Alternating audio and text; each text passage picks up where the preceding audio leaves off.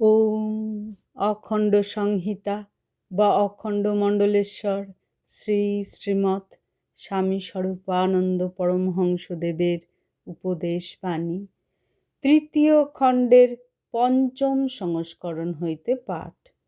পৃষ্ঠা সংখ্যা 350। প্রকৃত গুরুভক্তি। তৎপরে শ্রী শ্রী বাবামণি বলিলেন, গুরুভক্তি জিনিসটা একটা সামান্য ব্যাপার বলে মনে করো না। জগতের সকল ভক্তির পাত্রের প্রতি ভাবের সামঞ্জস্য রেখে যে গুরুভক্তি, তাকেই বলবো খাঁটি গুরুভক্তি।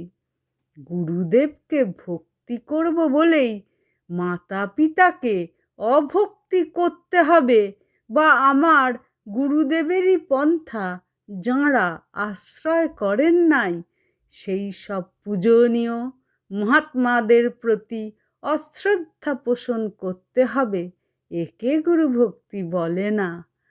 আমি আমার গুরুদেবকে হয়তো অবতার বলেই মনে করি, চাই কি স্বয়ং পরমেশ্বর বলেও বিশ্বাস করি, কিন্তু তাই বলে যারা আমার মতো মনে করে না তাদের নাস্তিক পাষণ্ডী বলে গাল দিয়ে খড়গহস্ত হওয়া প্রকৃত গুরুভক্তি নয়।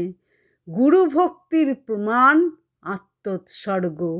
জগতের কারো প্রতি বিন্দুমাত্র অবিচার না করে আমি যখন হাসতে হাসতে আমার গুরু বাক্যকে জগৎজয়ী করবার জন্য হৃৎপিণ্ড ছিঁড়ে রক্তাঞ্জলি দিতে পারবো, তখন বলা চলবে যে আমি গুরুভক্ত।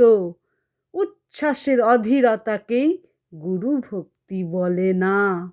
প্রকৃত গুরুভক্তি বহুকালব্যাপী সুদীর তপঃসাধনেই আসে। হরি ওম।